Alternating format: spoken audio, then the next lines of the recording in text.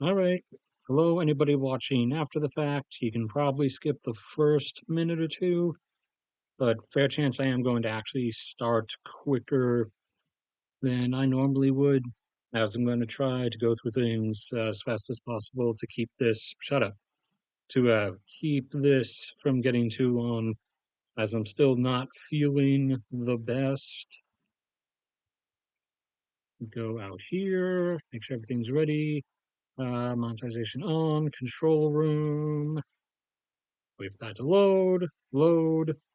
load, please. Thank you. There we go. Live chat. And we get the other two critical items. Google Earth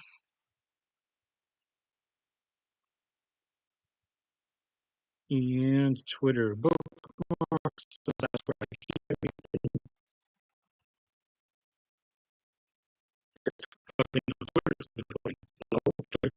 Hello.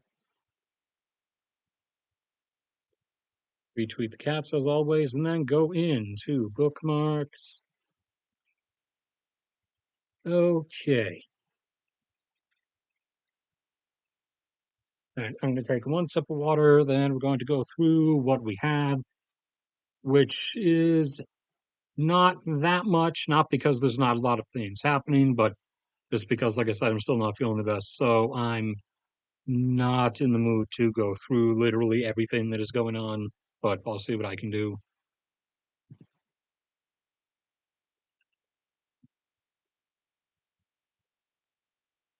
So while I wait for an additional minute for people to potentially show up, over here, hold on, let's turn on the basic layer. There we go. So over here,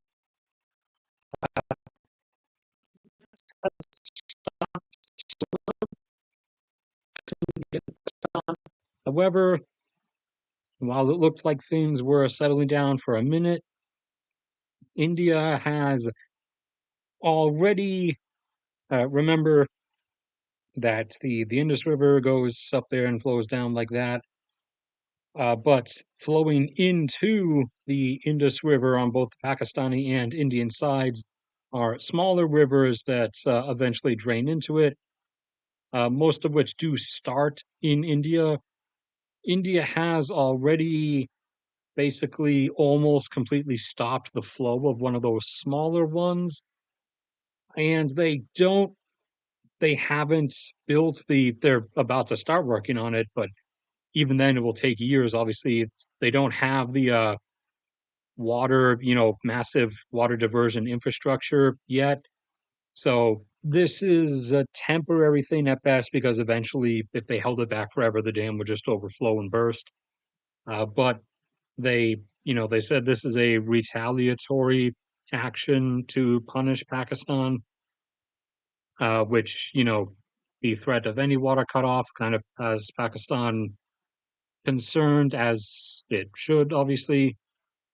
For the whole inevitably upcoming India Pakistan war, the what will be the fifth one, it is ultimately, in reality, about water, and primarily about the Indus River, since India is going to have to divert a decent amount of that flow southwards to cover their depleting groundwater aquifers, which are going to start bottoming out around the early 2040s. And as time goes forward from there, slowly that would begin crippling their agriculture, which is not the best position to be in. And the only two real options they have are to divert water from the Brahmaputra River over into the mainland of India, or divert water from the Indus River down into mainland India. And either one of these, because Pakistan depends entirely on the Indus River, and because China is already building a bunch of dams along the Brahmaputra River inside of Chinese territory, and is building water diversion infrastructure to move huge chunks of that water up north to cover their own depleting aquifers, either one of these projects would result in war with the associated party, so either war with China or war with Pakistan in the near enough future. And it's become pretty clear that India has chosen Pakistan since, kind of the decently weaker of those two choices in opponents.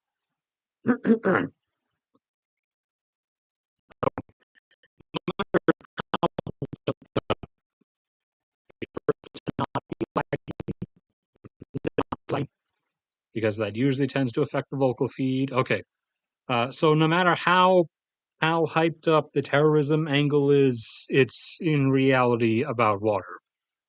Just in this case, it seems they might be starting things preemptively. All right, and that's enough feed in. People have their chance to show up now. So we're going to start with stuff. Check chat. All basically the Pakistan, almost their entire water supply is essentially just the Indus River. Is the audio breaking up now, or was it just when Google Earth was glitching? Because I there's usually a tie in between those two. But so we have the ongoing situational development. The U.S. had been moving a bunch of stuff to Diego Garcia and to military bases in the Middle East in preparation, one assumed, for strikes on Iran in some kind of massive air campaign. Now, however, stuff is being moved out and back. One of the carriers of the two that were in the area was recalled as well. The stuff, like on the mainland in the whole Persian Gulf area, is still there. So we'll see if that stuff starts getting moved back to Europe and back to the US soon. But the stuff on Diego Garcia has started getting moved back. And per statements from the US administration, uh, continuing to be one of the most unpredictable and erratic in history, has now once again done another 180 in reverse on their supposed approach to Iran, because previously the stated would be happening was if Iran didn't agree to completely shut down its nuclear program by the May 11th deadline, which it obviously did not do, then both the US and Israel would launch a massive airstrike campaign against Iran. However, that did not come about. And the US has now said that it will not participate in strikes against Iran. However, Israel said that they don't care. They're still going to because it needs to be done.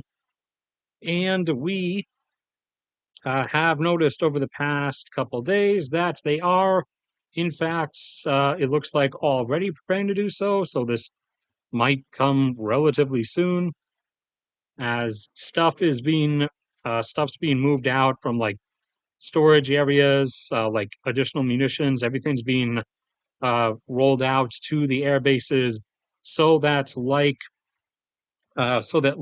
airliners coming into an airport, offloading passengers, and then quickly turning around with a new batch and heading out, uh, so that strike fighters can constantly cycle when everything begins, coming in and out, coming back from delivering standoff munitions, land really quickly, and switch pilots and have ground crews rush in and attach new munitions.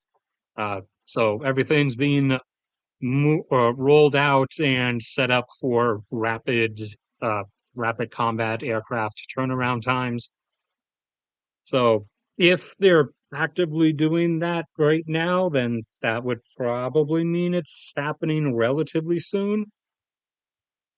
So if things like drag out for another month or something and absolutely nothing happens, then I'll be kind of shocked.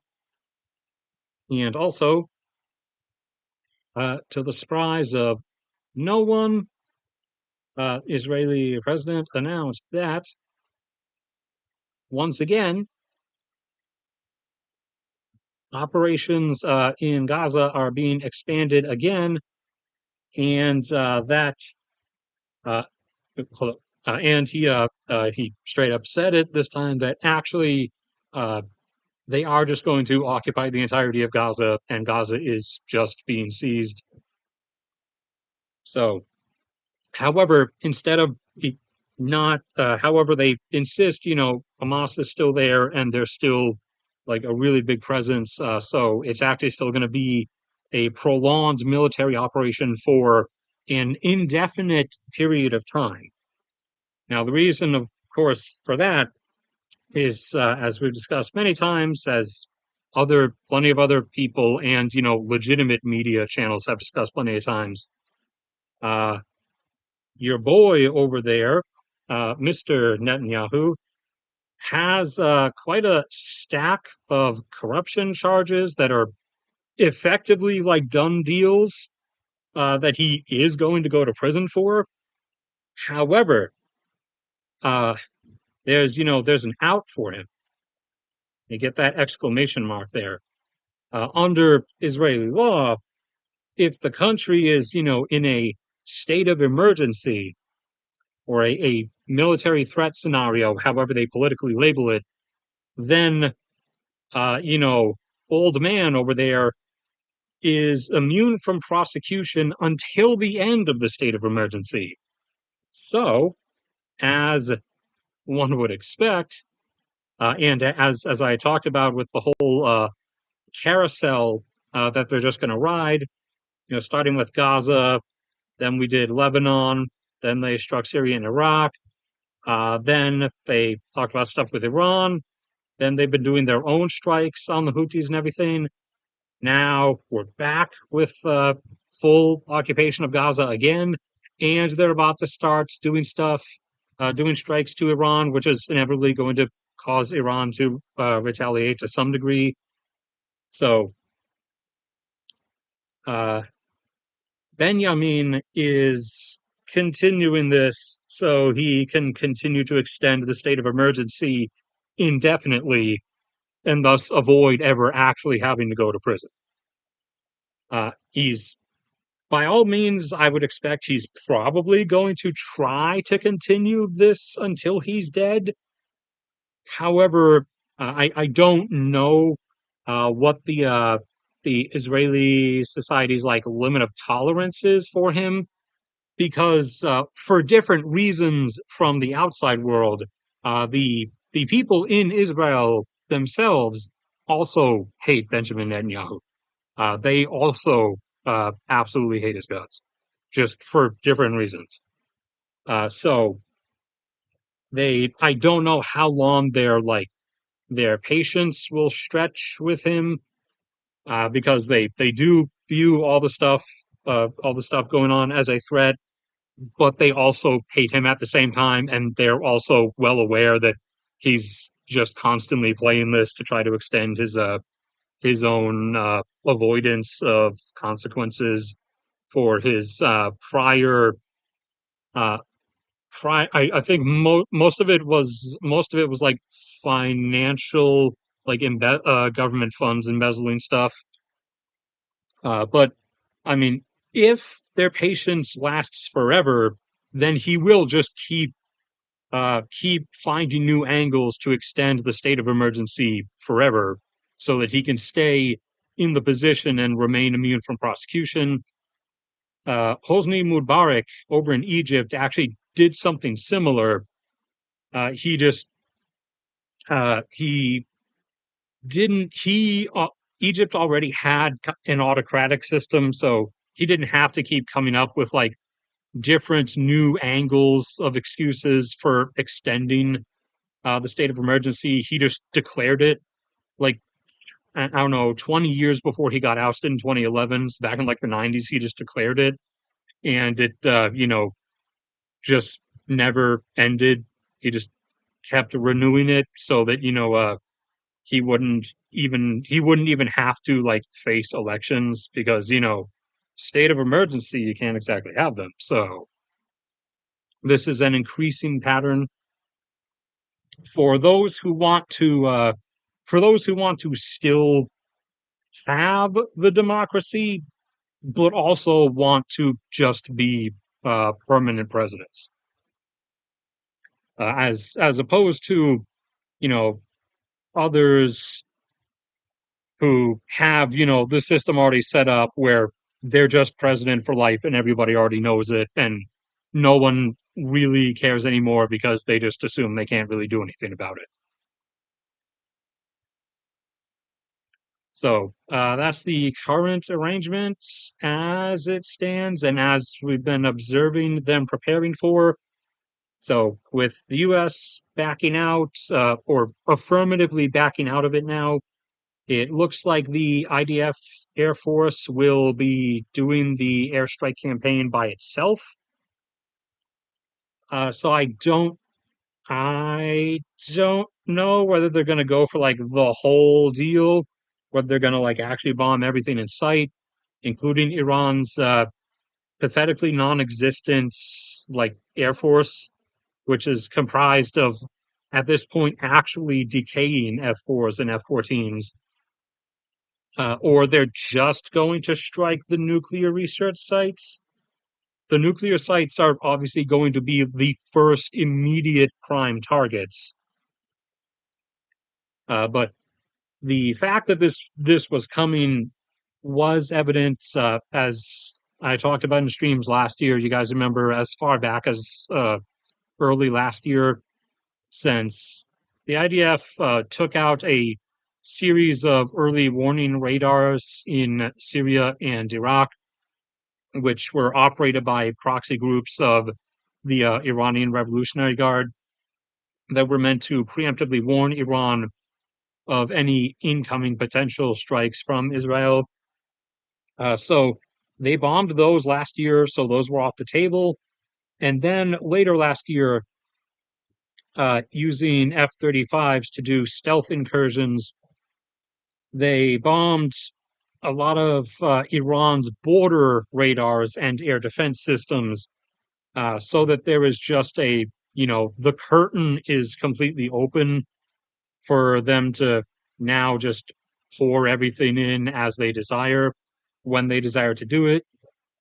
And as I said back during those two things last year, you know, they wouldn't have done both of those moves if they didn't intend on, doing this whole operation eventually. But they were most likely waiting on us primarily for what we told them we wanted the time frame to be. However, now that Trump has, done his 57th 180 and is backing off of the whole thing, looks like the IDF's going to be going alone. But even if it's just them by themselves, it's still going to effectively take most of what they're after.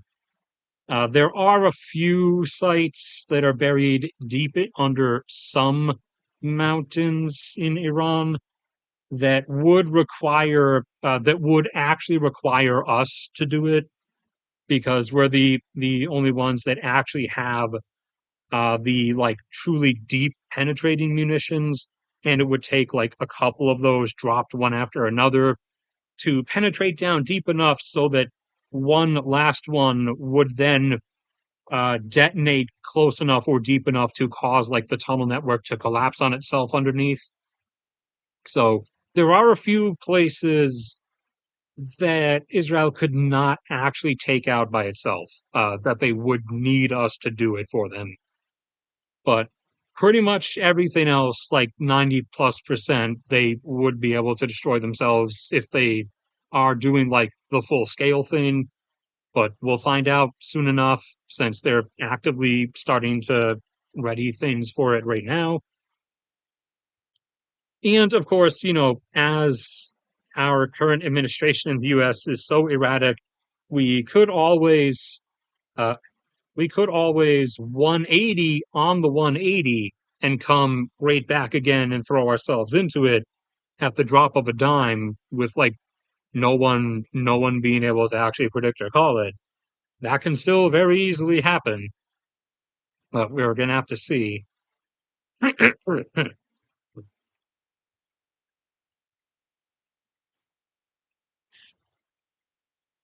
uh great channel, thank you. I mean, it's a morally terrible strategy.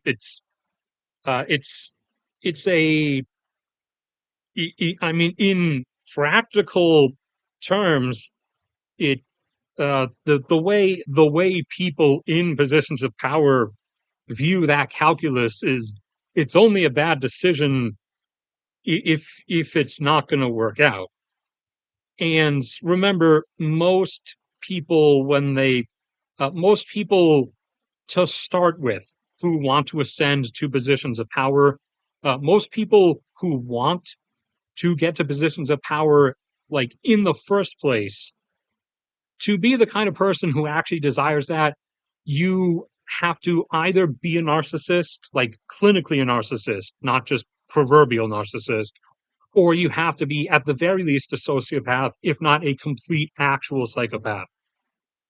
So, in most of these people's cases, like Netanyahu, Putin, Xi Jinping, Khomeini over in Iran, uh, what's his face? I'm forgetting his name. Erdogan in Turkey, Aliyev in Azerbaijan, uh, formerly Mubarak over in Egypt, in the past. Pretty much everyone in the Saudi royal family right now. They don't like they legitimately cannot actually grasp the fact. Wait for it to stop, and we're back. They cannot, they legitimately cannot actually fathom the idea that they might not succeed at something. That's part. That's part of. I've talked about this with Vladdy up there in Russia a lot. That's an aspect of like actual like I don't know how else to call it other than clinical. I don't know, diagnosable narcissism is if you cannot like your brain, the way your brain is wired, like it cannot actually like the idea that you've made a mistake or that you might not succeed at something is not is not something that brain is capable of processing. So like that's why that's why this has not stopped and isn't going to until the whole thing falls to dust. Because no matter how far down we get to the point of watching like waves of hundreds of dudes riding like motocross dirt bikes across a field getting mowed down to death by machine guns, uh you know when 3 years ago Russia used to be a quote unquote superpower with uh thousands upon thousands of like actively supposedly modern military vehicles. uh no matter how far down the barrel we go, it's not going to stop because you know bald daddy would have to like be physically capable mentally of actually processing the mistake. And speaking of that, actually moving into uh further Ukraine developments, so the current US administration is actually continuing uh arms shipments to Ukraine like underhandedly under the table. I told you guys about that in the last stream a couple of weeks ago. Sorry for skipping a week again. Uh, that's a bunch of stuff was put in again the Republican majority uh, military spending bill. A bunch of stuff that was supposed to go to Ukraine was still actually approved. However, nobody announced it on their like Twitters or on their I don't know, whatever stupid Joe Rogan podcast or whatever the most talkative senators or representatives go on. No one said anything about it uh, because they know that their voter base is very anti-Ukraine and anti everything actually.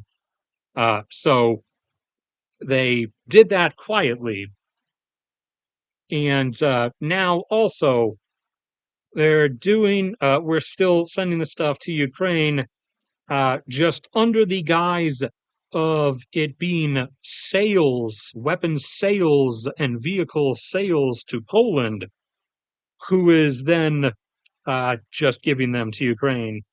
And Poland is being, secretly, not so secretly, totally not reimbursed under the table for doing this, as a roundabout way again for the current U.S. administration to cover itself over with regards to its public appeal to its voter base and pretend that it's not giving equipment or that it's neither selling stuff to Ukraine, was instead selling it to uh, everyone else. And, whether or not it then ends up in Ukraine is, no longer our business. So that stuff is uh, still continuing. The latest round of which was the like glide bomb things that Poland just purchased a big shipment of, which will end up in Ukraine being used on the Ukrainian front line. Meanwhile, in Russia, or actually, hold on, along the front lines, which again have remained after that big push Russia was able to do, have effectively gone stagnant for months. Now, right around this area here, this bump right here, they are trying a summer push right now. And like the others that they've tried since everything culminated previously last year, it's again not really doing that much. Have been advancing by like a couple hundred meters a day though, taking one cornfield at a time, as the saying goes. Within Russia, things are now getting interesting. So, uh, because of a mix of low business, since there's international trade is dead for them, and the actual Russian people are no longer either in a spending position or a spending mood, even internally, the circulation of money is slowing down. And we are at a point where, at least as of April, 22% of companies in Russia were expected by the banks or openly admitted themselves that they were expecting to uh, have to default on their loans or file for some form of bankruptcy. And then we have the continuing expansion of methods of inventing and categorizing new groups of undesirables to avoid like actually just grabbing random people and still pulling people in to keep sending for the frontline meat waves. So at the beginning, I'm going to draw a pyramid here. It's not an Illuminati pyramid this time. We missed the 15th of May, which is Illuminati meeting day, so I have to wait another year for that, anyways. So first, you got your like crumbly in the ground dregs and foundations there of the pyramid. That was the prisoners. They hauled all them off and sent them there, and the guys who were already in the military, and and then they opened up, the willing signing contracts for the last number of years, which then rapidly over the course of the last year in particular had to go from a few $1,000 up to offering 40 grand to sign up, and then up also offering 100 grand in loan forgiveness, which, the Russian government doesn't actually have to worry about that part. They do have to give the guys money up front if they willingly sign up. They don't have to do the loan forgiveness because they're just sending them to die. So, you know, who's going to complain afterwards? So you then have a few layers of the pyramid going up. You got like Putin and his buddies up there. You got your moderate upper class. You got the Russian middle class, which is predominantly concentrated in St. Petersburg and Moscow. And then you got your, and I mean, most of those you could classify as ordinary people, ordinary Russians. Then you got the majority of ordinary Russians who fall below the middle income level, scattered throughout the rest of the country, the smaller cities, the regions. And then you got a invented bottom of the pyramid, we're going to say, where now they are starting to carve it up to try to find groups that they can quickly have designated as undesirable and forcibly drag them to send them to die. So, carving up a random block here, we'll put C for college. As you guys might remember, last month in April, they announced that any college students in Russia, any university students who fail their exams, can be just forcibly sent to the front now. Now, took another chunk over here. I'll put a D for debt.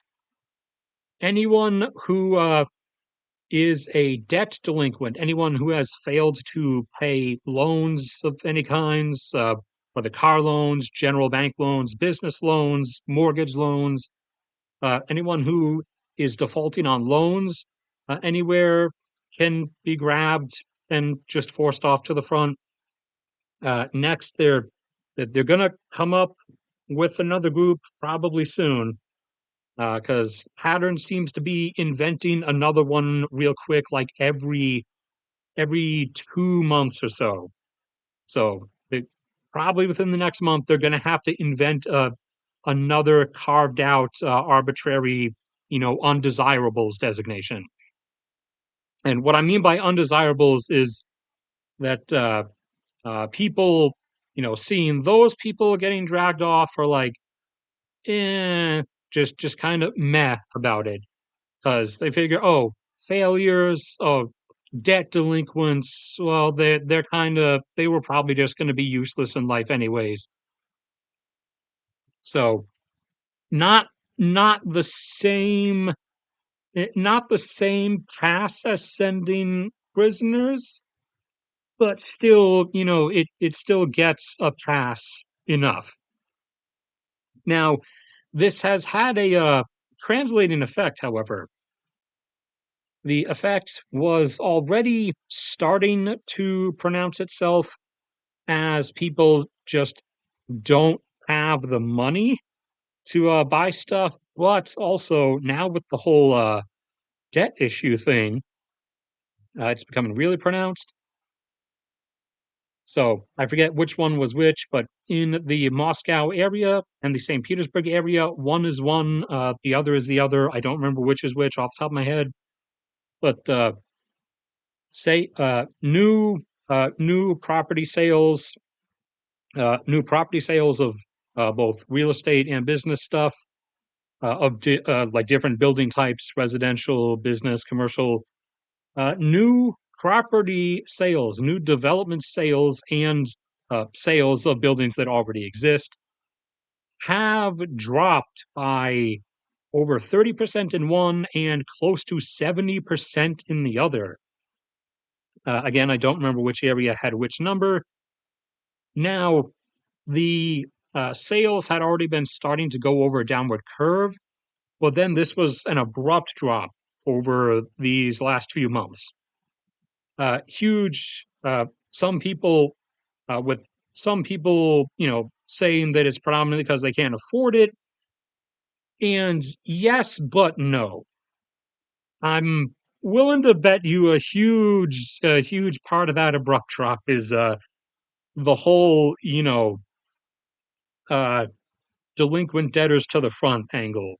That, to buy a new house or a old house, or instead of like renting per month in Russia and in a lot of other countries, you also can just buy apartment units, as if it were a house. You can buy, unit number 4 on the fifth floor or whatever, and not have to worry about monthly payments. Uh, whether buying apartments or houses, or small business owners buying like a new office space or something, in most cases, most people don't have like hundreds of thousands of bucks lying around, so most people take out loans. However, now they kind of have to factor this in, that if something goes wrong in the future, near or not so near future, and they uh, can't pay the loans, and they become a delinquent debtor to whatever bank, they could just be grabbed and sent off in a meat wave to die. So no one's, it's abruptly like jumping off a precipice where no one wants to put themselves out there in that line of risk. So the property and real estate markets in Russia, especially in the St. Petersburg area and the Moscow area, where the prices are obviously higher, and the need for loans to purchase the stuff is thus obviously higher, and thus the loans are bigger and have worse payments and interest rate, and the chances of potentially defaulting on them if anything happens to you is a lot higher. The real estate market is now rapidly feeling a lot of pain, but that decision is not about to be reversed by the Russian government because they need more meat. Got to fill the cornfields with more bodies. Also, had a dispute there in Moscow in the State Duma, their equivalent of a parliament or a Congress. So, in the ever growing quest to get more money, as oil prices have crashed quite a bit, you're probably aware. And so they're not meeting their budgets by a fair deficit now, which is something they're not used to. And they're running thin on the stored financial reserve they had from before the war. So they know they already increased taxes once, and it was received negatively, but did not get too harsh of a backlash. However, they're kind of a bit too like trepidatious to want to try to do that again, at least right now. So they're kind of disputing with themselves over how to try to get more war money, and you saw the divide arise between those over here, which is most members, most representatives, and a few on the other side who brought up the proposition. You saw the divide between those who are essentially oligarchs, not the real oligarchs, but are like wannabe Russian oligarchs who have investments, and those who don't. As somebody on the uninvested side suggested that why don't we just add like a big transfer tax or whatever on investment and stock dividend payouts. And the rest of the Duma got like raging furious, which is kind of a giveaway of, okay, we get it, we know who has money and what. So uh, they're cycling through a conundrum right now of where to conjure up all this additional money they're going to need from, since oil prices have double and triple crashed. multiple times now. Let's hope. They force ads on the screen, and okay, it's just real estate. Half the time, it's like slutty, half naked chicks that come up, but this time looks like we're safe. What is it?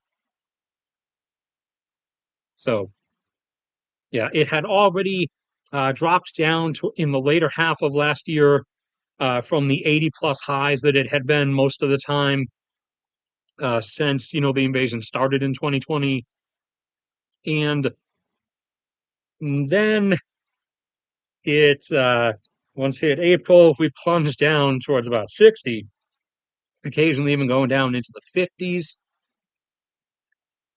which means Russia's Urals oil is more around 50 itself, occasionally touching into the upper 40s, which is solidly below by a decent percentage what the Russian government actually needs to cover its annual spending, the military spending included.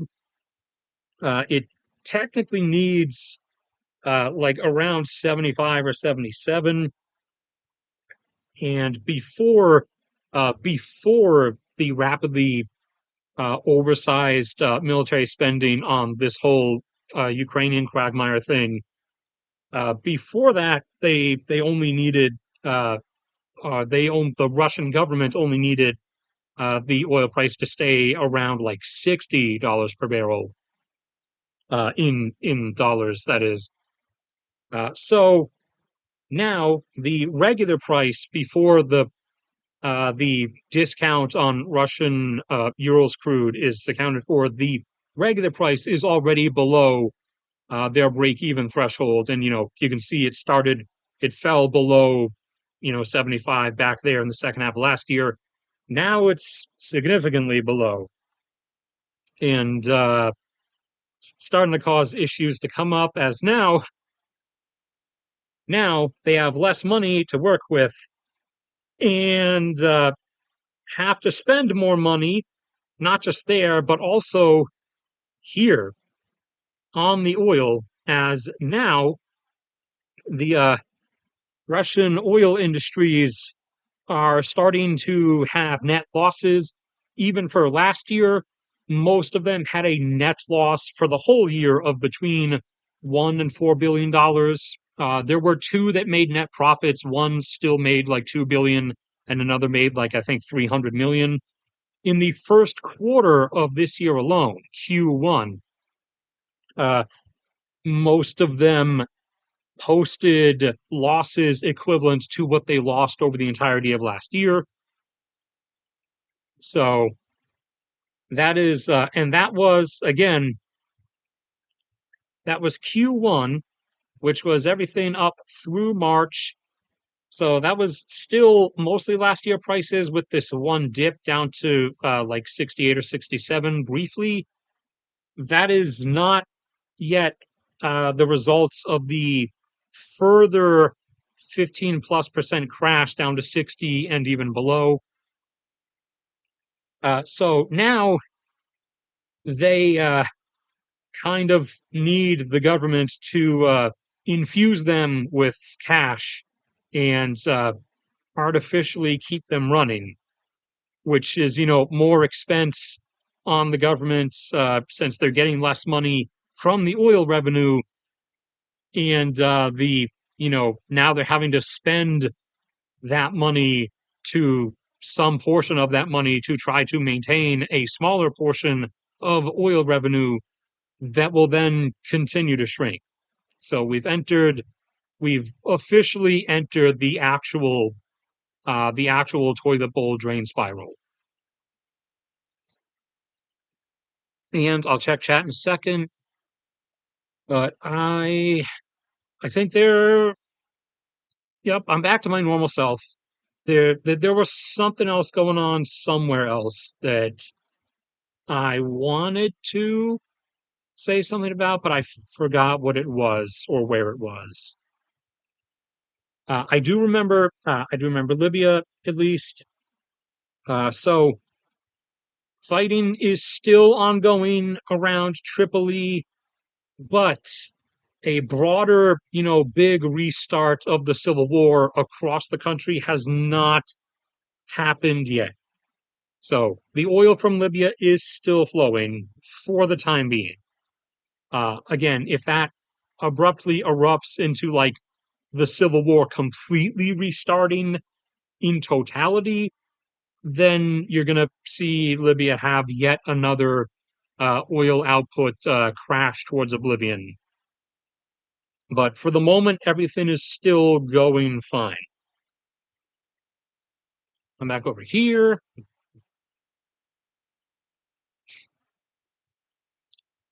Okay, let's see.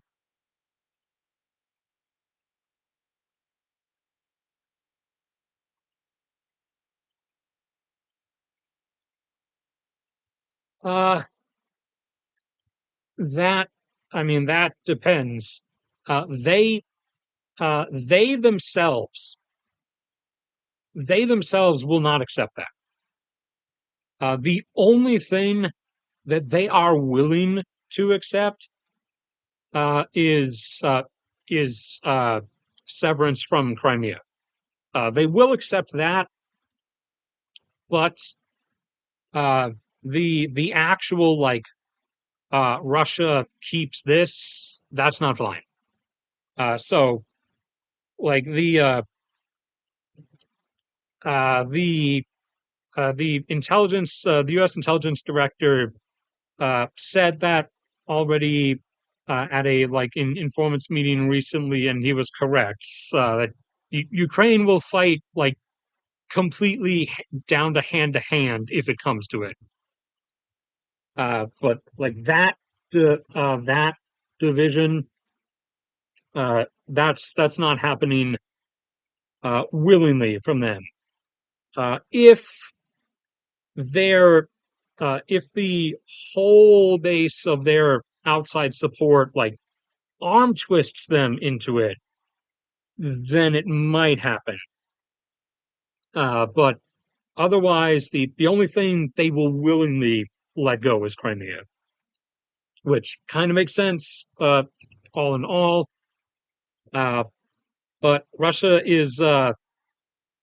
uh, Russia is like even for the like half and half lukewarm pro-Russian people in the West, Russia's what Russia claims needs to be a quote unquote dividing line is too much even for them, because even they know that the whole inevitable Russian victory thing is BS.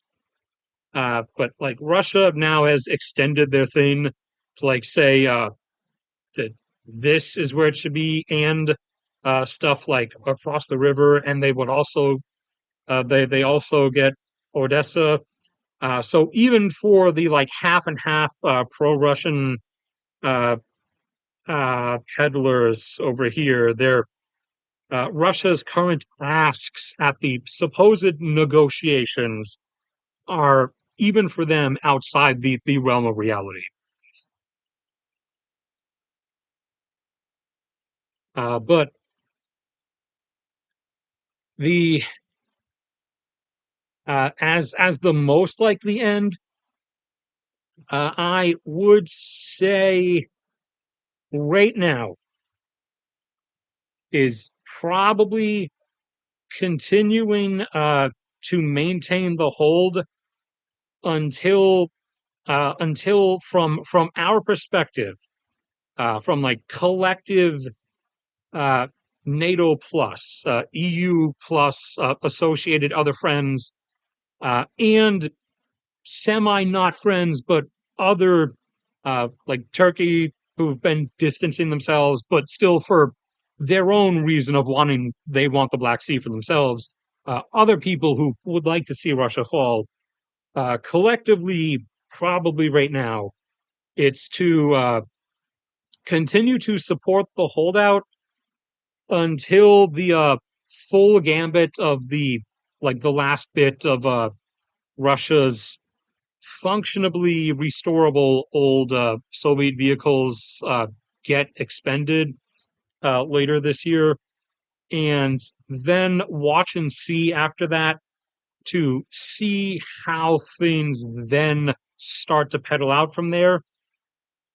If after that it still kind of just stay still, then uh, probably will start arm twisting towards. It wouldn't be too much twisting again to let go of Crimea, but there might be some arm twisting also to maybe try to, as a compromise thing, return to the pre 2022 setting or convince Kiev to let go of the previously the at the start of the war already occupied Russian portion of Donbass. Uh, the other thing would be if post run out things start to fold back a bit, then we'd probably gambit on to like run another year of it and see how much further things might go reclamation wise. Since before this new big mega meat wave push started last week, Russia's advances, which again for like a year had already been down to uh, basically like a cornfield a day, they had stalled completely for like 3 months. And actually, up until this big thrust started, uh, although only small amounts, Ukraine had actually started pushing back inwards again for the few weeks up until this big mega super this big mega super meat wave thrust started. So I would assume, and trying to, again, since don't have access to any actual strategic documents, so trying to keep it roughly as vague as possible. I would assume that's the current standing that we're going with. Since I mean, we can whether we do arm twisting into a forced settlement or not.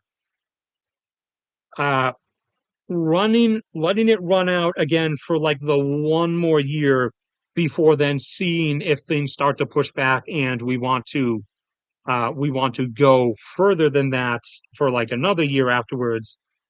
Running it out for one more year again will see Russia reach the end actually before the end of this year of its previous pre-war mass quantity of stored military vehicles, a lot of which weren't stored properly. So a lot of them are rusted out hollow shells that couldn't be restored to combat readiness. But we'll have still either way accomplished something desirable enough for like collective U.S. and associated co's like desired outcome for where to have pushed Russia into. Uh, or in other words, into a point where it's effectively ground down its military and its power projecting capabilities into dust. So I call that graying out as opposed to blackout or knockout, which would be like a Gulf War Iraq sweep, which only really would happen if like we directly fought someone. Uh, this this strategy is called graying out, and when it works, it works. When it doesn't, it doesn't. There are cases where it doesn't work, like with Vietnam. Everybody, we actually know China was the most recent to learn that lesson in the 80s. Before that, it was us, Before that, it was France. Before that, it was Britain. Before that, it was France again. And before that, for a millennia, it was China. I think they said 42 different times. Vietnam is a place where that does not work.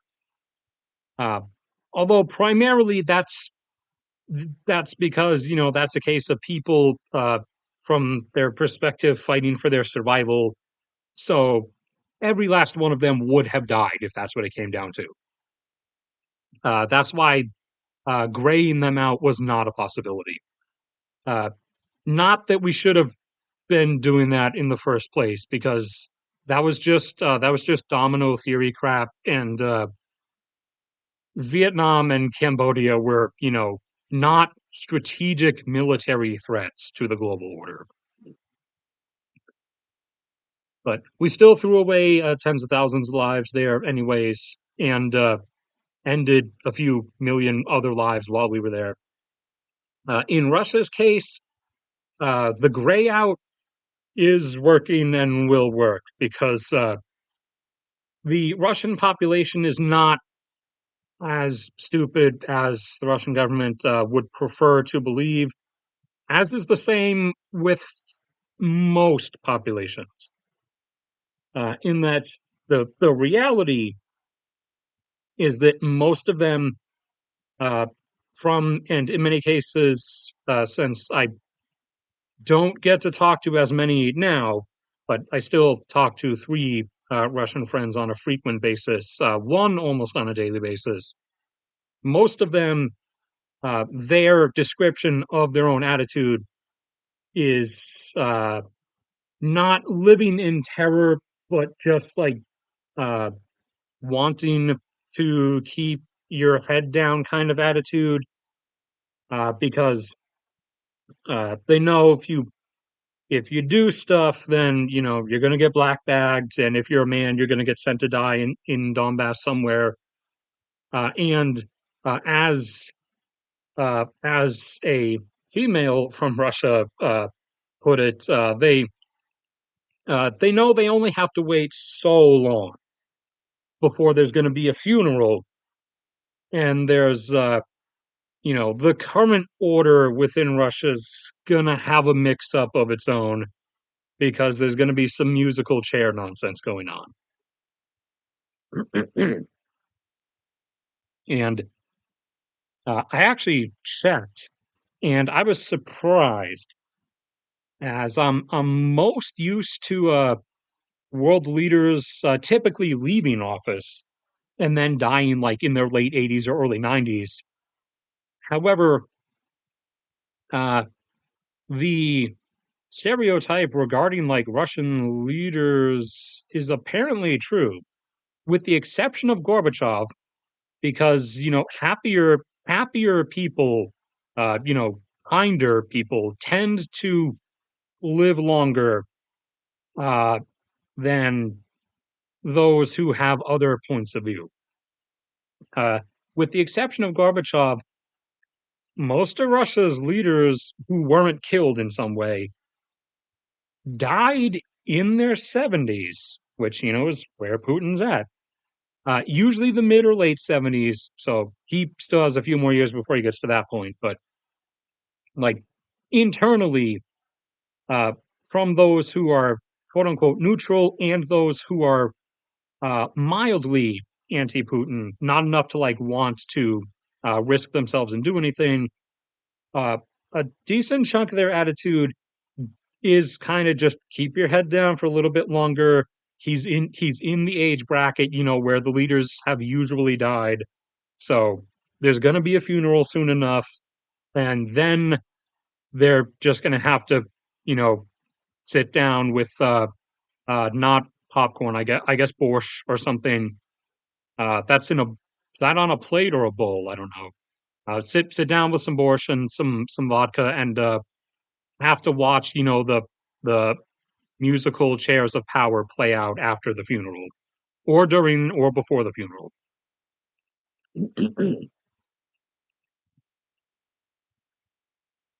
Now, if everything, like, in a scenario where like everything suddenly fell apart, Like, if after the whole vehicle thin out reaches its apex, and there's nothing really left to throw at it, not just vehicles for like assaults, but also they're quickly approaching the point where they're running the stores of old ancient artillery units thin.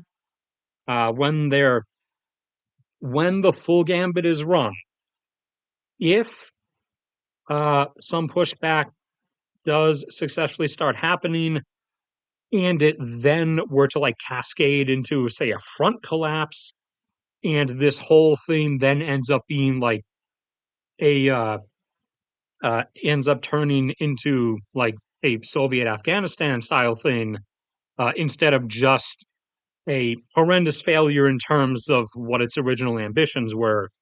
If the whole thing actually fell apart, then he might be at some risk while he was still alive, but most likely would end up being sort of quote unquote allowed to safely relocate himself to like Dubai or uh, I would have said Cuba a while ago, but even for the ruling class in Cuba right now, it's not exactly the paradise it advertises itself as. Although, who are we kidding? At this point, he could just go to Hungary if he wanted to. Orban would welcome him with open arms. Or I guess he might be able to flee to Serbia if that were something that happened. But I don't know. I don't really think there's that many other options that are realistic. Uh, I actually like, I mean, maybe North Korea, I guess. That's kind of his only real friend left. Because it might surprise people, but I really don't believe Xi would let him into China, actually. If it were a fleeing scenario, I actually think Xi would turn him away. But uh, so if that happened, then that would be like the one scenario where he would like really actually be at risk. Otherwise, he is still gonna be gone soon, just not like next month soon. Like he did issue the decree that made himself president until 2036. Uh, but for like that example, he's almost certainly not going to be around until 2036.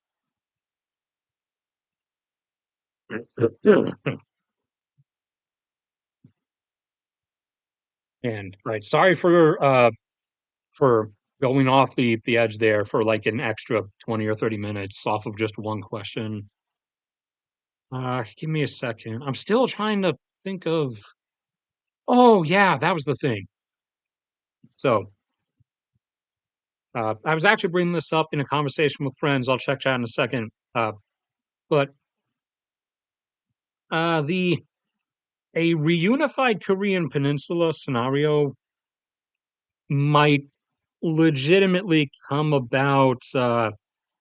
You know, depending on the age of people who typically watch or comment on my videos, near enough or within your lifetime. As uh, you all know, Kim Jong Un, who for some reason everyone thinks is still 20 something. He's actually in his 40s now. He'll be in his 50s soon enough. And, he is kind of a fat swear word who has, rapidly clogging arteries and is probably gonna have like a heart attack or a arterio or atherosclerosis. That's what the like death from clogged arteries thing is called. Or cardiac ischemia. He's uh he's not exactly, he's not exactly trying to lose any of that weight. So the the what bit of intel we can glean out of North Korea We do get some, just not as much as would be preferable. Uh, there's some division arising among the like command staff under him over like this is literally like since it is a dynasty, the Kim dynasty. This is actually like royal succession drama, as there's apparently a loyalty split brewing over like uh 50-50 those who want to follow the direct bloodline like they're supposed to and you know pledge their loyalty if he were to die today to his currently 12-year-old daughter. Granted, she'll probably be older. He's probably not going to have a heart attack tomorrow, but then the other half wants to instead thinks that his actual adult 30 something sister, who's proven herself very mentally competent, but is subject to some bipolar mood swings. The other half, apparently think if and when his clogged arteries get to him, that she should be made the new supreme ruler instead. So there's a legitimate chance possibility arising of like when he drops of like a actual North Korean civil war, which given how horrendous the food situation already constantly is in North Korea, would disrupt everything to the point where you would have 10 plus maybe million people rapidly get to the verge of starvation or be at risk of coming to the verge of starvation. So that might actually push South Korea and or us, I don't know, into a point where they, in that scenario, if that happens, might actually uh, feel no other real choice morally but to intervene, which then would kind of throw the whole thing off. And if they did so, once they were in that scenario, they would kind of also feel that they were then in a position to where there's no other means to proceed forward other than to just quell everything uh, into a elimination of North Korea's old guard and eventual reunification of some sort. So that might be coming if the division like amongst the command staff is actually that bad, then that is legitimately a thing that might happen. Actual like modern day modern day feudal kingdom feudal kingdom royal succession drama split up, like what happened to the Mongol Empire or Alexander the Great's empire. The instant they were dead, uh, for in each of their cases, it was four sons whose armies immediately started fighting each other for the right to the supreme throne over the entire thing. So get not too immediate future ready for that because that's a thing that might actually be happening eventually. Not like tomorrow or next year, but somewhere on that horizon. Okay, I should have been looking at chat this whole time because that's what professionals do. Uh, uh let's see. Yeah, Kim's sisters. Yeah, she's a psychopath. She again, clinical psychopath, not slasher movie psychopath. She is a psychopath, as in that there is zero processing of like that there's zero inhibition towards towards impulses or actions, and zero processing of anything remotely close to like human empathy. Uh, let's see what else. I started. Oh man, I started. Skip over. Let's see.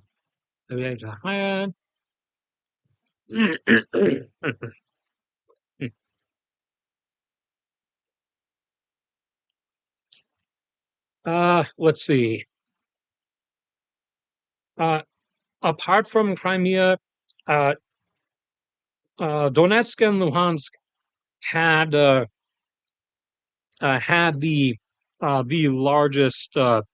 largest would be Russian populations in Ukraine. Like, although the post annex it was post military presence invasion, and thus post real annexation. The poll the voting in Crimea was obviously skewed, both because of deliberate skewing and because people who wanted to be part of Ukraine fled. But even before that, the population in Crimea, yes, was like heavily leans towards Russia. Uh, Donetsk and Luhansk are not what Russia wants to portray them as. They had a much bigger would-be Russian leaning than like the rest of Ukraine, but it was not the gargantuan like 70% or whatever that Crimea was. Uh, now like 95%, because again, while the invasion was ongoing back in 2014, everyone who didn't want to come under Russian rule fled for the most part to the mainland. And similar things, obviously, when this invasion started, happened across these areas. But yes, before all started, Donetsk and Luhansk did have a heavy leaning towards Russia, in that while in most other regions it would have been like 5%, in some of the border regions, like along the eastern border, you would find things from like 20 up to like 50%. I don't remember which one was the most. I think, don't quote me, I think it was, again, before the rearrangement and skewing of numbers in the situation now. I think it was Donetsk, but I'm not positive.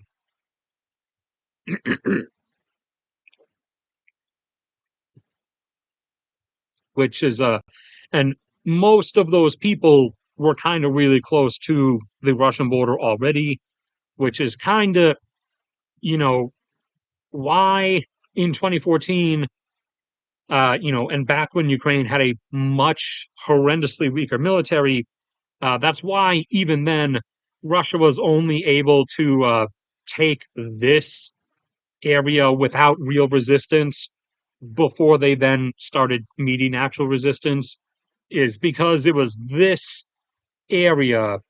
Donetsk and Luhansk are collectively called Donbass, but I'm referring to just this area for the moment as Donbass. It was explicitly this Donbass, like enclave region here, that was basically where all of those, more Russian leaning residents were, which is why in 2014 Russia was able to take this portion without real resistance. But the fact they then met resistance after that and weren't really able to push past it for so long should kind of tell you something, though. Uh, a lot of you also have to remember, after Russia's actions, a fair portion of the people who were pro-Russia before 2022 are now not pro-Russia anymore. So they also, again, kind of like took the power drill and drove a screwdriver into their own kneecap with that one. Let's see. What else did I miss? Blah blah blah. Uh, yeah, a general public opinion polls are because the general public opinion polls, my dude, are about a reunification with this current North Korea, as in like they would come together in some kind of shared esque governments, but Seoul would, kind of really be mostly in control. The scenario we're talking about is, you know, post intervention, necessary intervention into a horrendous civil war that would have otherwise seen like half of North Korea's population starve to death in like a year, and entering a, then being left with North Korea, with a North Korea that would have effectively zero leadership and would be completely non-functionally devastated. In that scenario, no matter what, for a time at least, North Korea would just come under jurisdiction of Seoul because everything would just be completely crapped out. And after, in an environment where that persists for some time, and things by natural flow start to come, into like a regular, just like a regular restoration of interconnection because they kind of have to, for in this aftermath of this of a potential North Korean civil war, for South Korea to keep North Korea alive.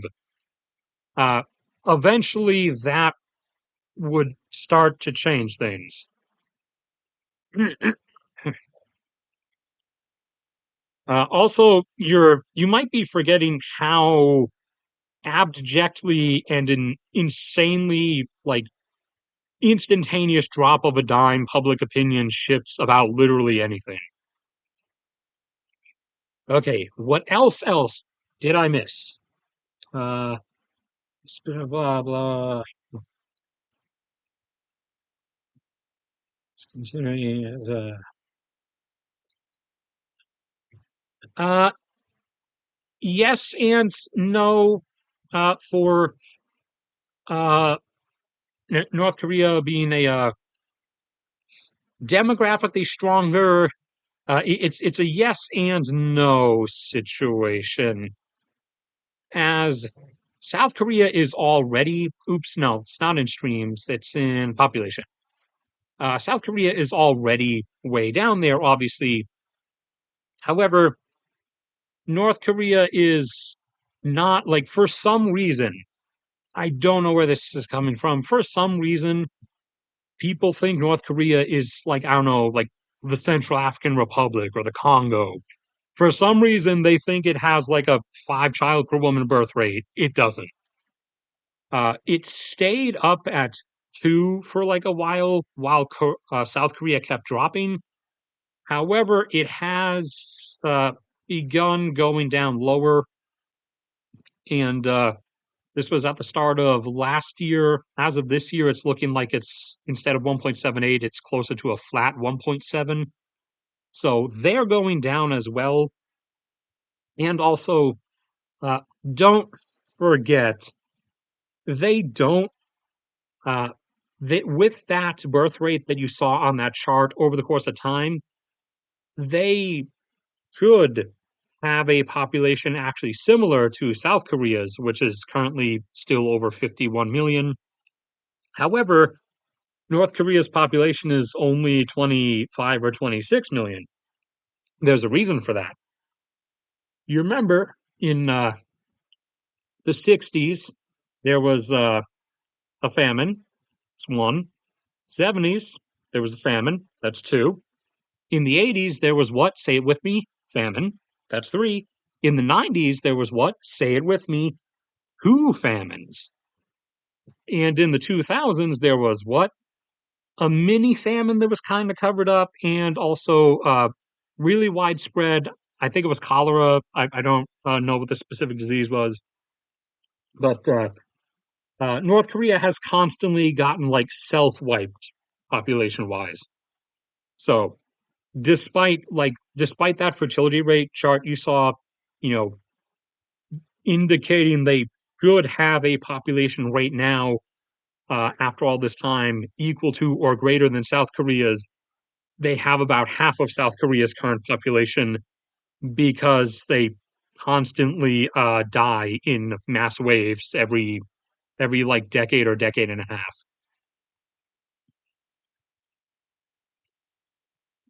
Also, South Korea's fertility rate is starting to come back up.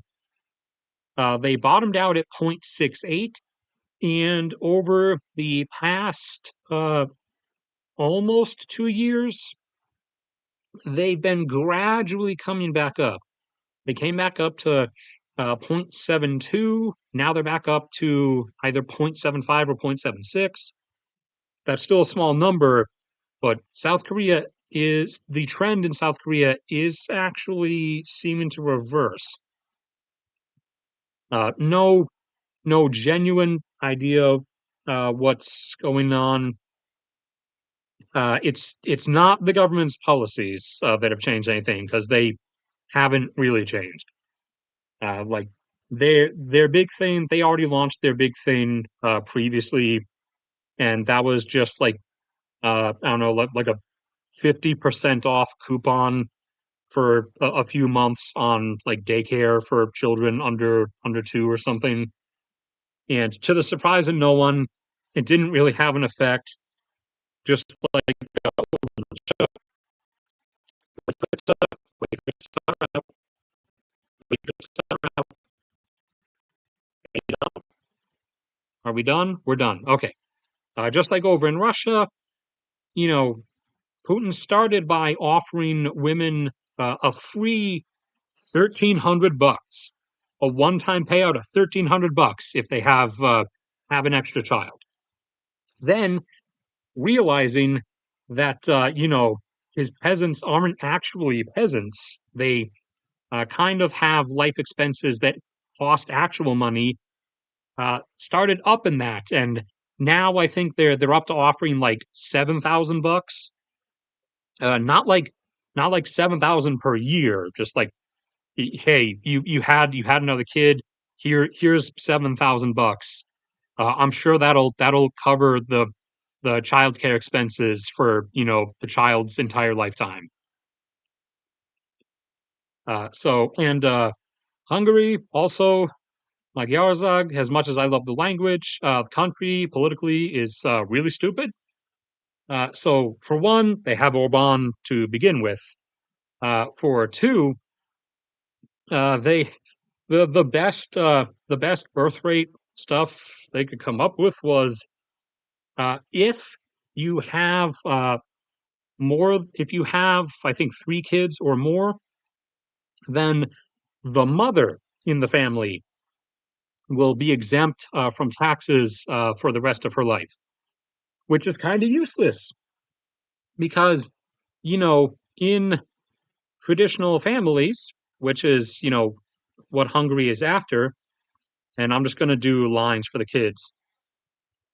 Uh, in traditional families, especially the cultural aspect Hungary is trying to chase, the mom would kind of, stay home to take care of the children and thus wouldn't be working, which means that the dad is the one pulling in all the money, a fair portion of which gets taxed and goes to Budapest, and, just like normal. So Orban and the Hungarian government can, and I'll put the smiley face in quotation marks, can virtue signal about how they're doing this to boost the birth rate, even though this helps essentially no one. Uh, because, in a traditional family model, the woman's not really going to be working all that much. Like over here, when my mom started working again when I was when I was 6, I think, and even then, she did not work a lot. She only worked like she only worked a few days a week, and they were usually like short night shifts from like I don't know 5 or 6 p.m. until 9 p.m. At this small resale store on Cape Cod called Job Lot. Uh, so even in a scenario where she does work, the wife in this visionary 4-child family is not really going to be the one making the most money between the two parents. So exempting her income again isn't really helping.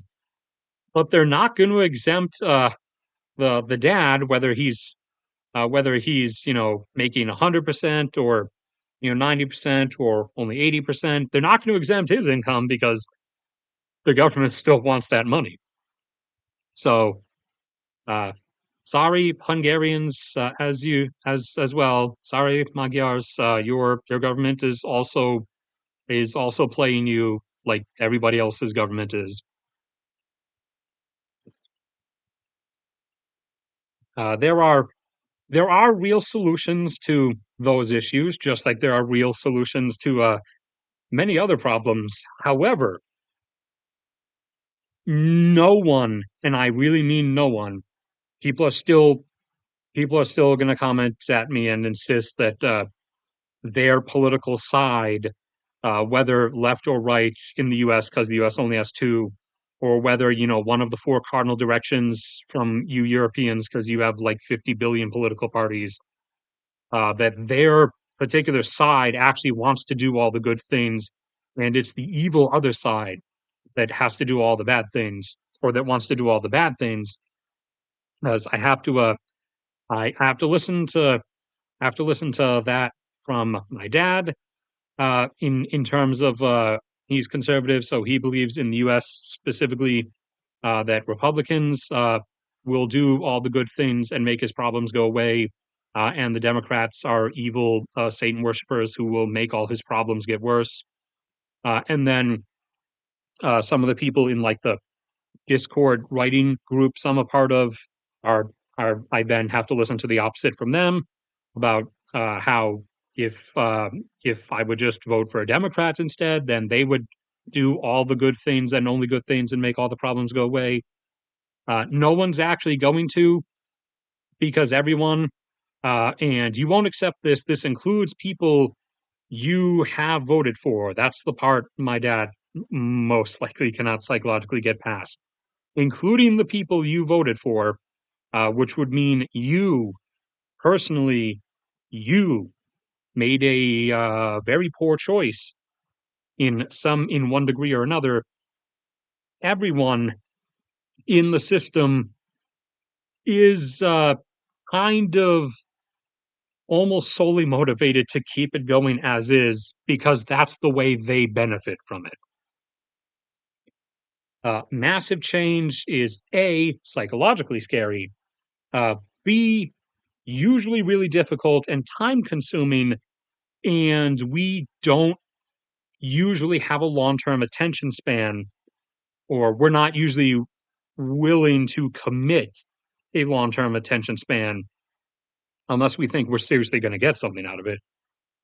And also, uh, and C, really expensive, which is usually what gets a lot of people because despite both parties, as the Republican Party in the US has now proved after lying to its voter base about cutting US spending, it now just passed their spending bill, which actually is increasing US spending just on different things.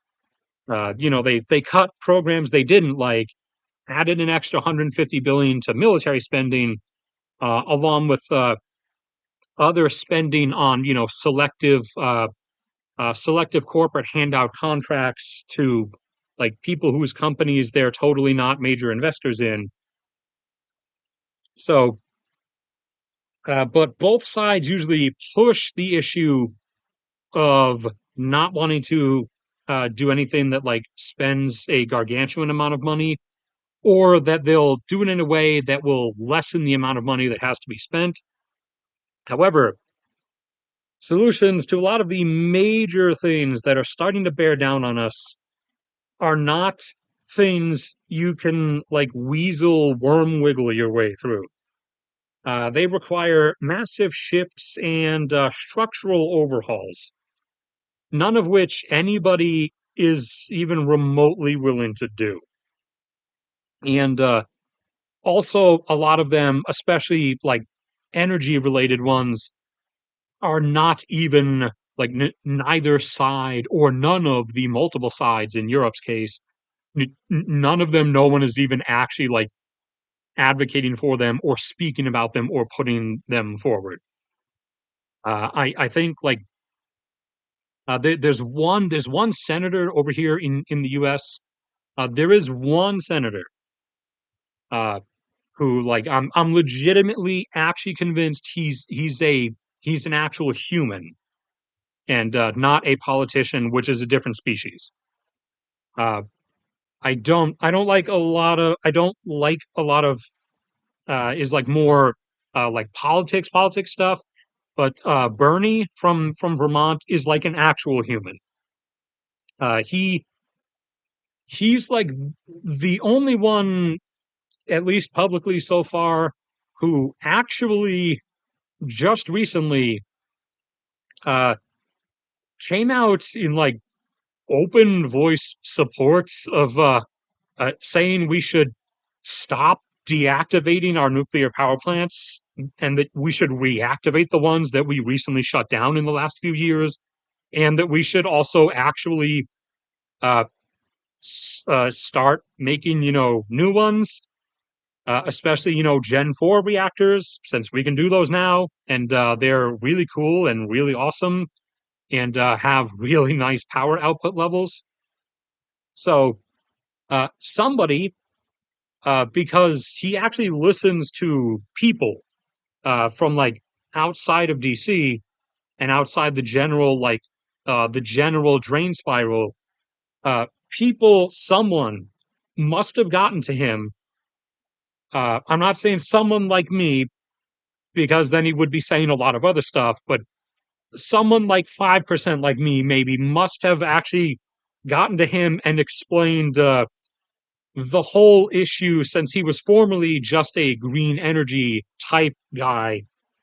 Someone must have actually explained to him the whole issue with we're just going to be a big, fun, happy, smiley world of solar panels and wind turbines. Someone must have actually explained to him how that will not feasibly work in any way. And in proof that he is apparently human, when shown some degree, some array of, the evidence and math and everything behind this, he actually listened and is now starting to and oh yeah, geothermal. He actually also started talking about how much more readily accessible geothermal actually is than we were previously told or led to believe, which, that's something I've been trying to press on you guys for a while, and that no governments around the world were really caring or paying attention to, except for the Philippines. Love you guys.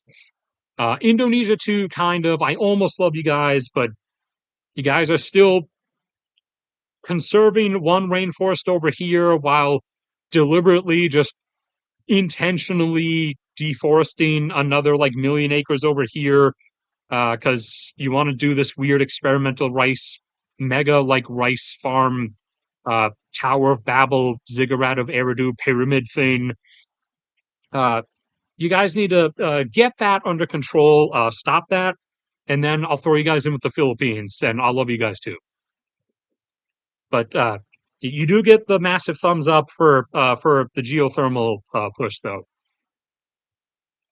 But like that's effectively the rate you're going to get, though. Is you're going to get one dude, you're going to get one human dude out of hundreds of representatives that compose any particular government. You'll get like maybe one guy who's like human, like an actual human, and looks at things and pays attention to things uh, based on how things are going and how things are actually presented, uh, versus the team sports method, which is basically what everything else is, which is running on one set of things over here that's typically been the same for over 100 years, and one set of things over on the other side that's typically been the same for 100 years. Uh, the one difference again is in energy, with solar and wind, because those are relatively new in their true usability sense. Those are only a couple decades old. But in the US, for example, it's literally one side is literally just wind and solar, wind and solar. Everything needs to be wind and solar. And the other side, the conservative side in the US in this case, is just oil and coal, oil and coal. Everything needs to be only oil and coal.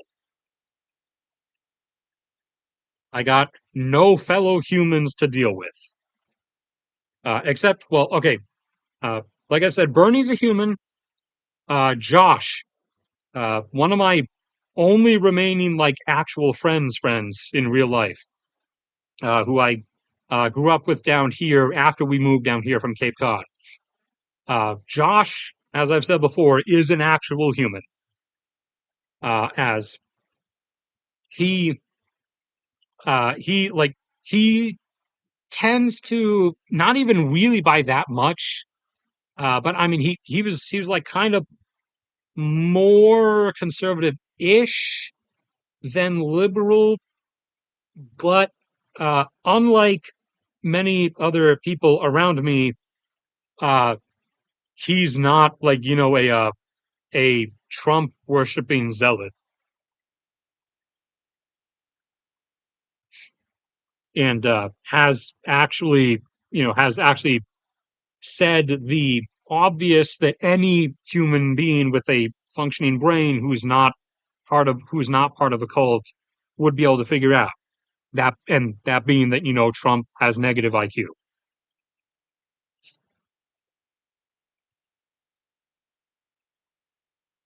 All right, I have been on way longer than I was supposed to. Again, as usual. Uh, what was I doing? I was looking through chat like I should have been. Let's see. Enough. Oh man.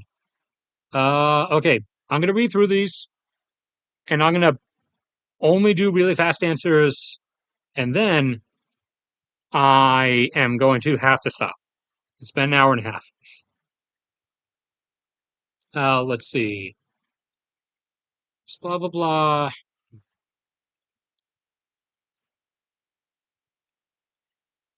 For the psychological state of people in North Korea, you and I'm not talking about the ones who grift, who make like YouTube channels uh about being former North Koreans. Just people, uh stick with the people who typically only like get interviewed once or twice, and you'll get like a firmer, like grounded story about the reality in North Korea. And in the modern day, things have changed over the last like 15 years or so, maybe 20 years. Uh, and quite a number of them have said the people in North Korea are not stupid. They they actually know what they are living under. A decent chunk of them, at least, they are actually aware what they are living under, and that every and the whole like permit uh I don't know, sociological containment hazard lock off situation. they're actually aware of that.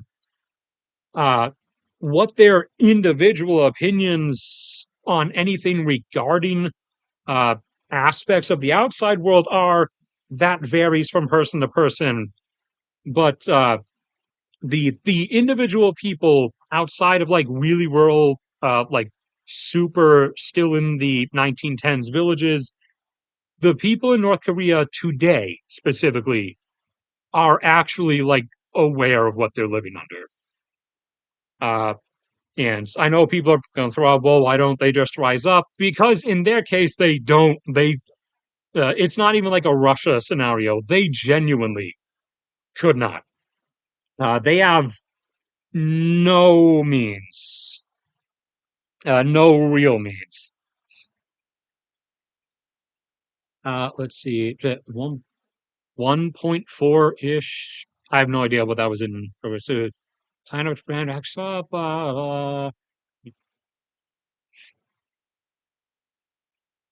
blah. Let's see. Spring. It was 0.68. It's coming back up now. Again, I don't know why. Something subcultural, probably because uh, people point to and will throw around things like conservatism or neoliberal fifth wave feminism, but uh, culture like socially is it's not something you can pin down, and especially not something you can actually predict trends of. You have no if you go to I don't know what that political gambling website is. If you go there and try to like gamble money, like betting on particular like new social trends or directions, that's going to be the fastest way for you to go broke. So it might just legitimately be for a thousands of untraceable reasons.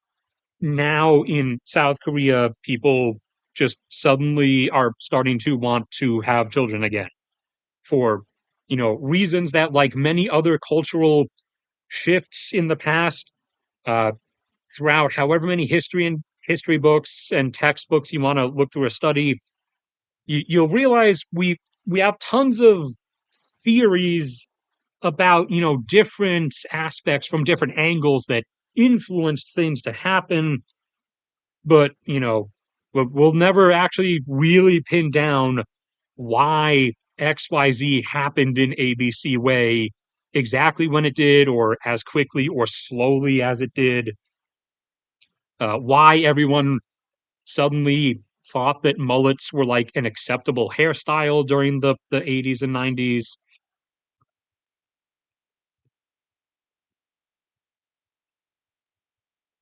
Okay, I'm assuming O means I. I'm assuming you mean when you were 13. If she went to law school when she was 13, then she's like a giga genius and is what Elon Musk tries to constantly pretend he is.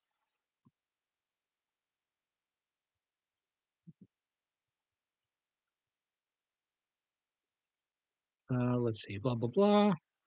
Uh, More robotic stuff. A lot more of that is coming, just not to the full human replacement extent that uh, tech bro gooners and people who are like dread fearing human replacements typically portray it as being. There's a limited extent to how functionally, again, functionally, you could replace human work and human operation with some form of robotics. There's a functionality limit. Like they robotic arms, and like robotic arms can do a lot of stuff. They effectively entirely operate the factories because everything's just on a set conveyor belt, and the robotic arm doesn't even really have to like think robotically at least. It has a preset program. The next car the next car unit arrives in front of it.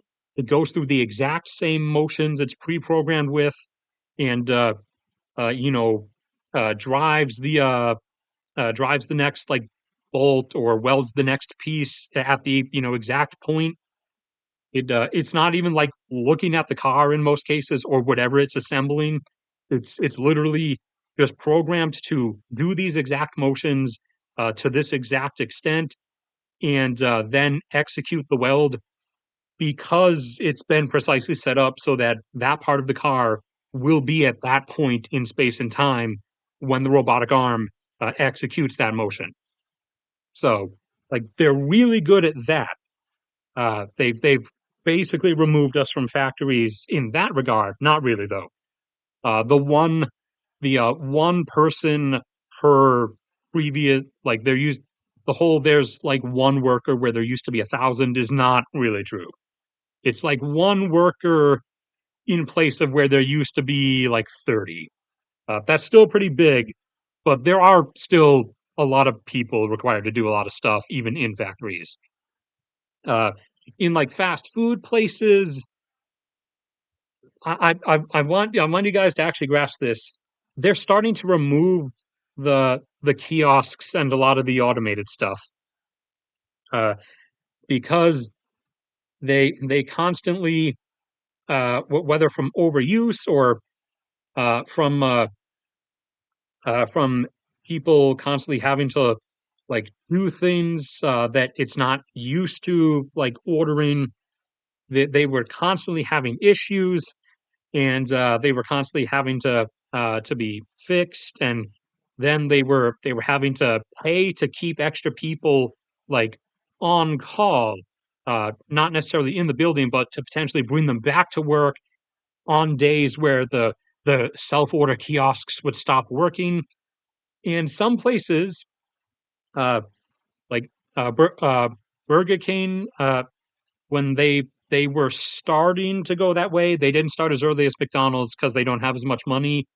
But they've already decided to just stop doing that because we just got Burger King today on the way back from the store, and they're completely back to human operations with everything because the company determined with the amount of times the kiosks are going down, the pay they have to spend to keep human workers on hand to bring in to fill in that gap when that happens, and the cost of constantly having to call the tech guys to repair the kiosk, it was costing them more money. It was a money sink.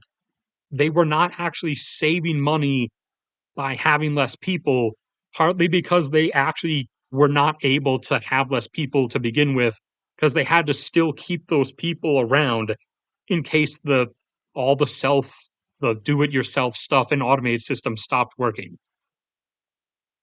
So you can't really put the machines in a position, uh, at least for the near enough future, where it requires like some form of complex interaction,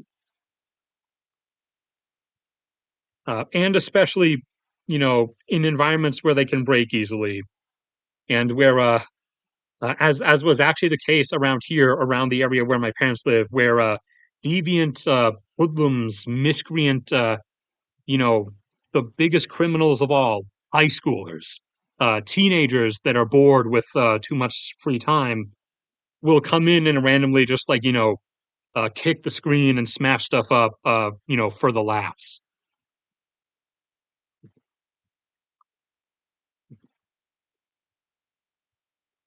I actually did an entire video specifically in that regard. You can find that video. Hold on. Uh, this again, the video. Just to preface, the video is only because that's all I can do.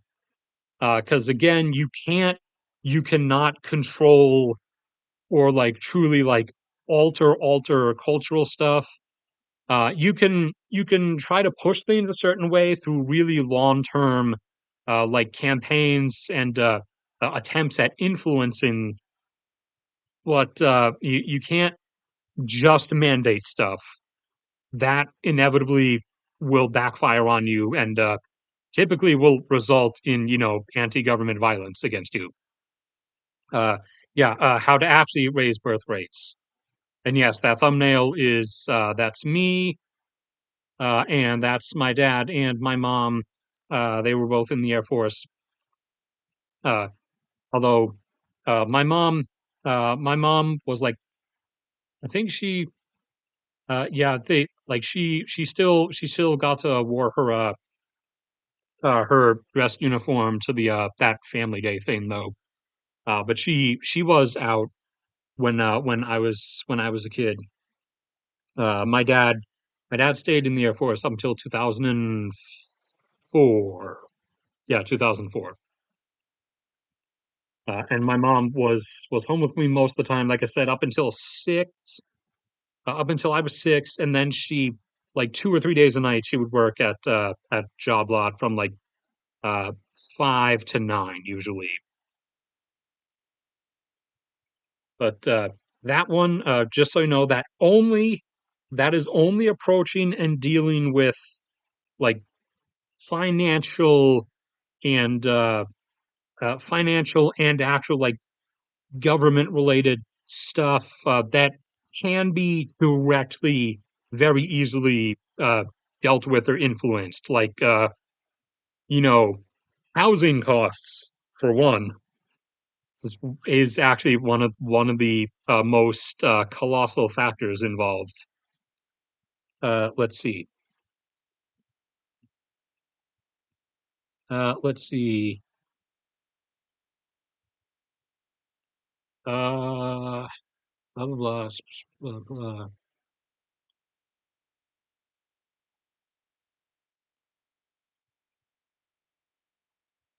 Uh, let's see. Trump is intelligent enough to he's intelligent enough to know how to keep things spinning in a way that people will continuously fall for any scam he puts forward. No matter how many rug pulls he does, Trump coin was just the latest one. No matter how many pump and dumps, how many investments in then pulling the money from, declaring bankruptcy of that thing, and then getting tax breaks from it.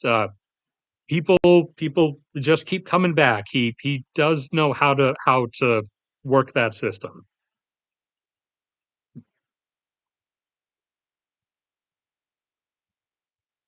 Let's see.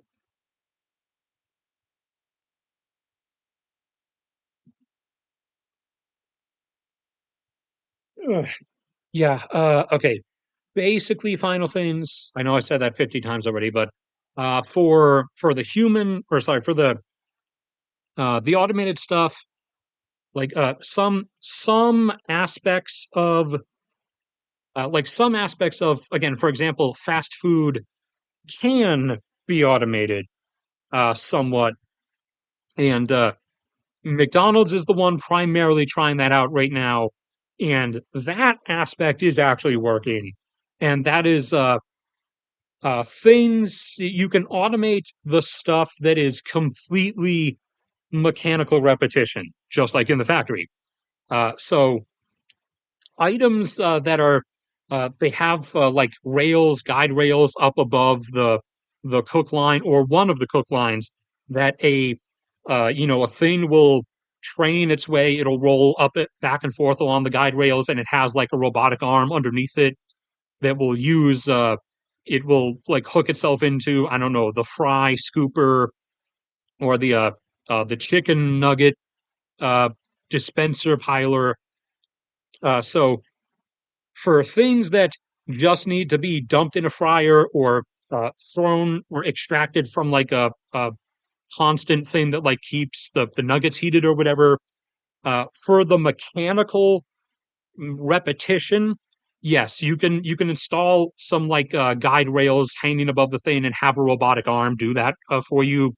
And congratulations, you can you can have one less human worker that you have to pay for. Congratulations, you saved paying that minimum wage worker 11 whole dollars, and instead paid, hundreds of thousands of dollars for that robotic arm, and tens of thousands of dollars to have it repaired every time it breaks down. Uh, However, like the other stuff, like basically everything else in that kitchen, you can't get rid of the people because what if the order is not what if the order is not just something mechanically repeated? Like when I ordered from Burger King earlier today, uh, not with my money because I don't exactly have a lot of that, but when I ordered, I wanted a cheeseburger with extra cheese. Uh, and no pickles because they feel compelled to put pickles on everything always. You can't do that with the machine. It's just gonna spaz out and have like a seizure. So in that case, and there were other orders around also, and the woman back there was having to do different things each time, put together a different type of cheeseburger for each individual person ordering stuff.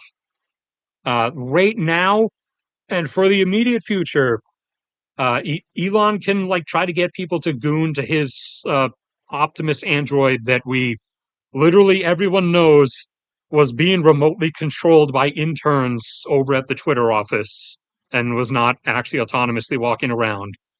Like, I'm sorry, but at some point when you come out of nowhere and insist that you just started robotics and you're already one upping Boston Dynamics, that's not how reality works. Uh, but like you, you the right now the machines would not be doing what the woman was having to do with all those different types of cheeseburgers back there. The mechanical repetition with the fries and the chicken nuggets, yeah, that works. There's a lot of people who, I'm like the natural resources and energy guy slash wars kind of. There's other YouTubers that are like the financial guys. A lot of them have already actually run the costs, and like I kind of just hinted, I just don't have that math. I do the oil and gas and electricity math and stuff. A lot of them have already run the math, and it is still, at least at the time being, actually usually ends up turning out just like with the kiosks. It turns out to kind of be more expensive to have the robotic arms in the fast food restaurant because the fast food isn't working with that kind of profit margin. They're not, they're not the auto industry. They're not raking in $300 billion a year. They're usually running pretty thin. And like someone had a dumb idea. Someone had a really dumb idea not too long ago. Since some restaurants, like actual service restaurants, they've had those like rolling waiters. Hold on. Uh, I'm gonna see if I can get it. Rolling robot waiter. Uh, okay. This creepy thing is not what I was intending. They, I don't see them. But basically they look like an upside down trash can. No, a Dalek. They look like Daleks. They look like Daleks from Doctor Who. Just that's not big enough. Here, do this one. That should be big enough. They look like Daleks from Doctor Who, except without the laser guns, and remove the top, and the top is instead like a permanent server's tray for carrying the food. Some restaurants have been trying rolling robot Dalek waiters. Someone had a really dumb idea of wanting to replace flight attendants with roller bots, the same ones that they're used that restaurants are trying to use. And I was just like, listen, my guy, please listen. You need to. I can't even explain this to you. Like you need to get the positive IQ before I can actually begin to try explaining the issues you're going to come up with.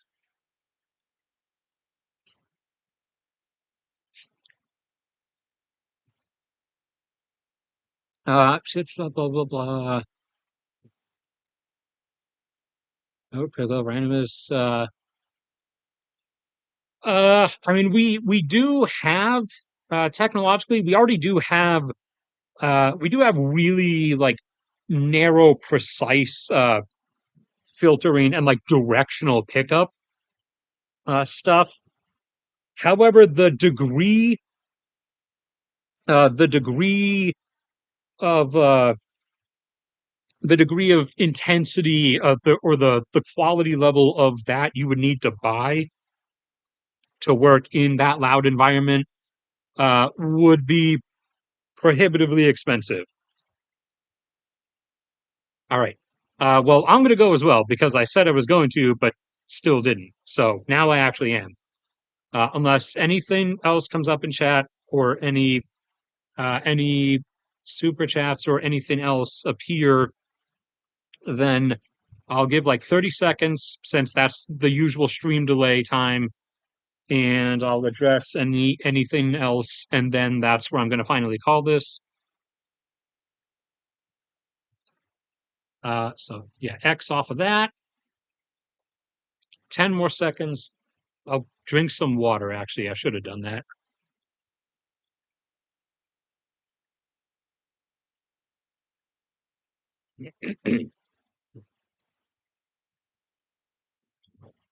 Yeah, and I'll try to. I don't know if it'll be a stream or a video. I'll probably do it as a stream because, as I've explained before, these are excuses for me to be lazy. Because videos, I have to actually spend hours editing and piecing things together and making it quote unquote look nice, even though it doesn't. So I might do it as a stream as a means to be lazy, because otherwise it would be a really long video and I'd have to do a lot of editing that I wouldn't feel like doing. I might redo the whole how to fix civilization thing that I did a few years ago.